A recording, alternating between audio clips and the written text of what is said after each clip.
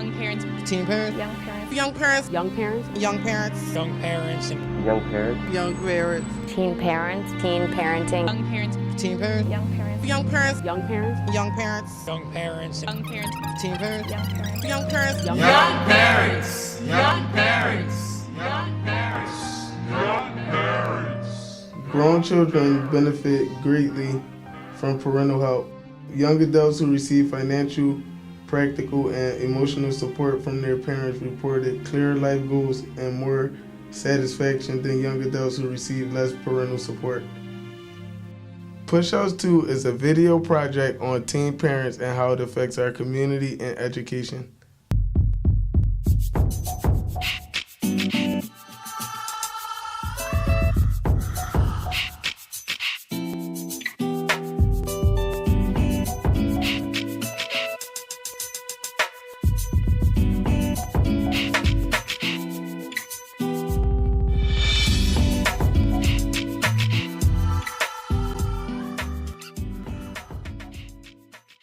I can't say I'm the perfect guy or I'm the perfect man. I do exactly what a man is supposed to do, or I do exactly everything I'm supposed to do, and I go about things the right way. No. Having children changed my life in like a bunch of different ways, because like having children, I don't know, it put like an extra responsibility on me. Probably responsibilities I wasn't ready for. Still to this day, I'm not ready for. I had my son at 18. It affected my life a lot in a good way, in a bad way. Like, I'm young, so of course I want to go out, have fun, be with my girlfriends and all that, but I can't because I have to take care of my son. And then the good thing is he put me in a better mind state. Like, I wasn't really worried about doing this and doing that, but now since he's here, I want to do everything I'm supposed to do. I noticed a lot about doing things on my own. I noticed, like, when you do stuff on your own, you don't get too much credit for it. Like, back when you was younger, you, like, draw your mom a picture and, oh, she appreciate it, she love it. Now when you do stuff on your own, it's like you're supposed to do it. You don't get gratitude for what you're supposed to do. Like, oh, John did this, or oh, John did that. It's up to me to celebrate my accomplishments. Without somebody telling you did the right thing or you're doing good right now, it feels like you're not doing nothing. And if you don't congratulate yourself or you don't give yourself a pat on the back, it could cause you to crash and take a different route. I specifically deal with fathers, and when I have young fathers get into what we call a stressful situation.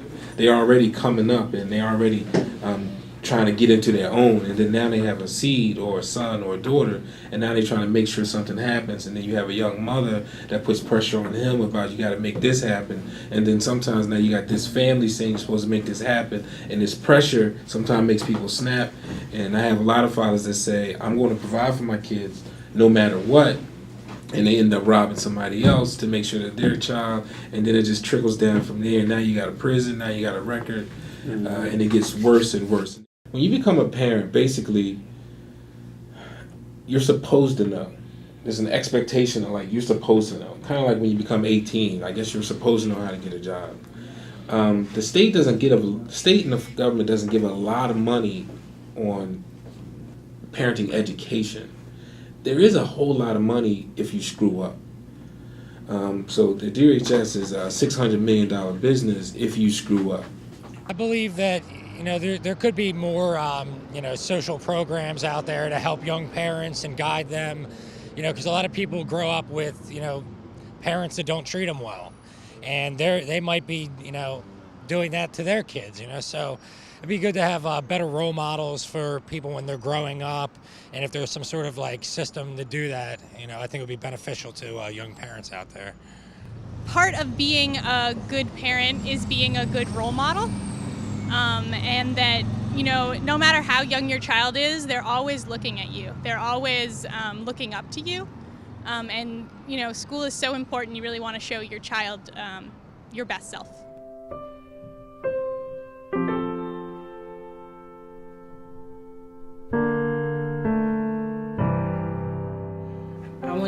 to Girard College for 4 years, from middle school to the beginning of high school.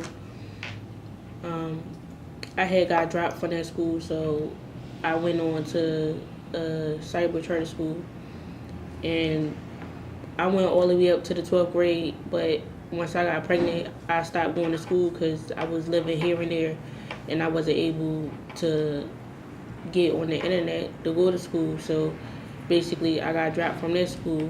So when I found out about Yes Philly, basically it was like my last chance, because I'm about to be 20, and it's like I don't think any high schools accept kids like at 20 years old trying to graduate from 12th grade. So this was like the best choice I have made since I had my son.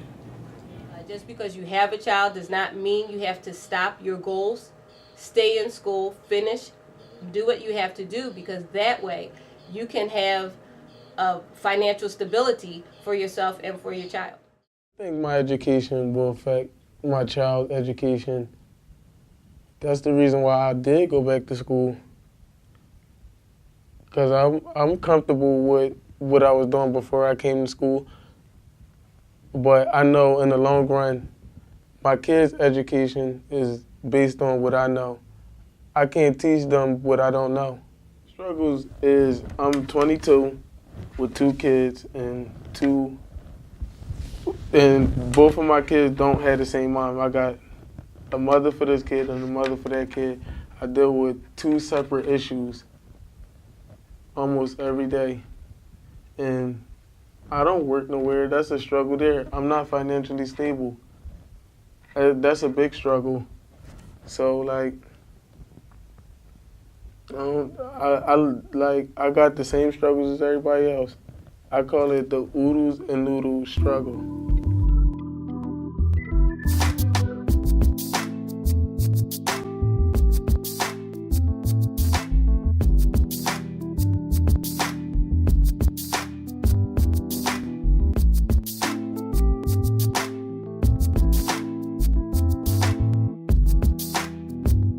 Experienced in our teen parenting program at Congresso that many of the teens that we serve, probably 75% or more, have histories of trauma in their lives, whether it's child abuse, physical and sexual abuse.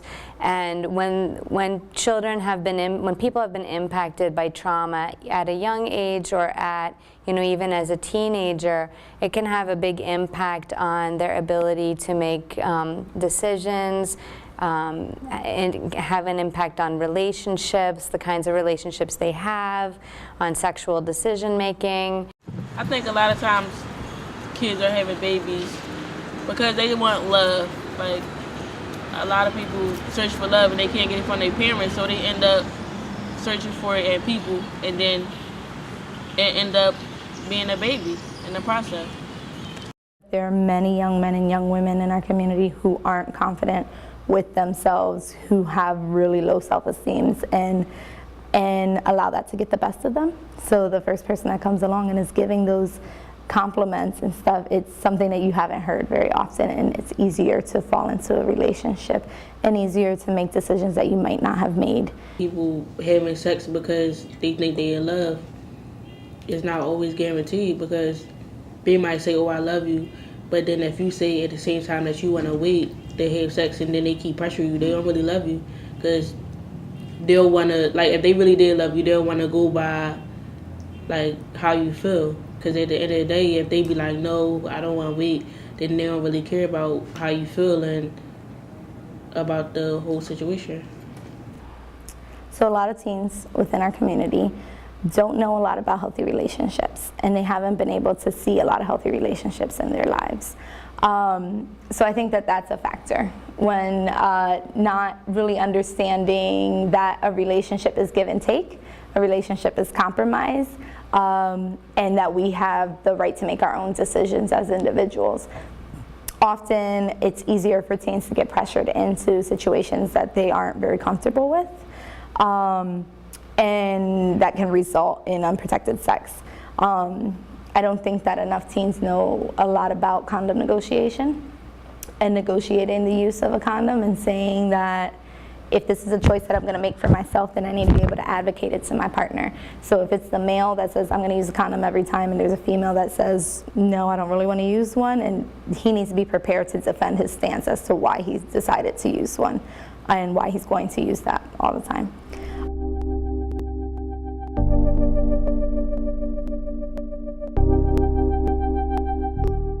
You should really love somebody if you want to have a baby by him. And you should really be financially stable and clear-minded if you're having a baby.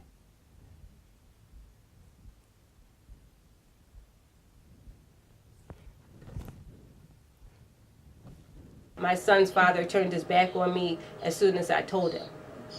It was difficult. I had to transfer from day school to night school. That way I could be with my son in the daytime, and then my parents watched him in the evenings when I was in classes. Just because you have a child, it doesn't mean that your problems are going to be solved as far as having someone to love you, because a child has their own personality, and they're going to be the person that they are going to be, and they may not give you that unconditional love that you think that you deserve once they become, a child. When I became pregnant, my son was my motivation to succeed. And so I think that they should use their child as a motivator so that they will be able to take the steps necessary to further their education, whether it's going back to school to get their GED, whether it's going to college or going to a trade school, doing whatever they have to do. Let their child be their motivator, because now they're responsible for someone besides themselves. And they want to be successful for themselves as well as for their child. So I just think that young adults, period, of whatever they're going through, really need support. It's a critical time in the way that somebody develops. I think it's a time that a lot of support is lacking in a lot of populations.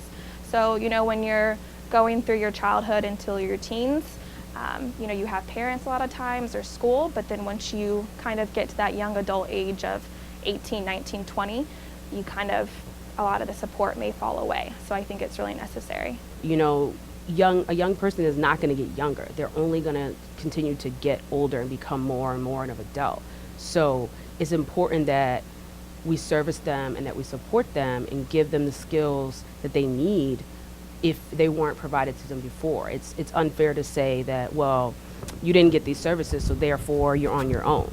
You're going to be an adult, and I want you to be a positive and successful adult. I can feel you moving only a little. The ultrasound is trying to find you, but I find you in the middle. As months go by, you start to grow. It was a long time, it just felt like the days went so slow.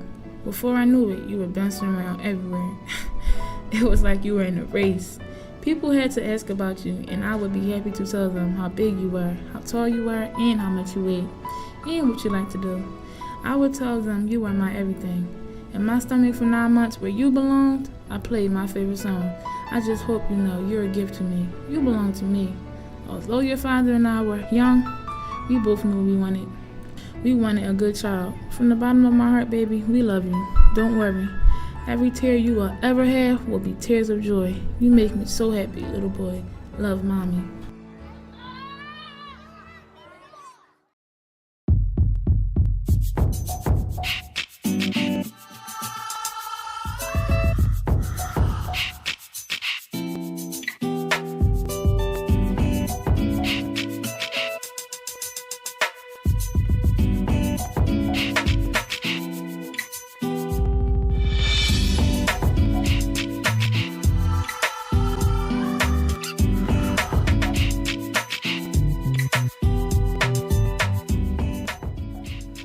Take care of your responsibilities, please. It's crazy, and I'm scared. You should be too. To every young parent out there, I want to say, keep your head up.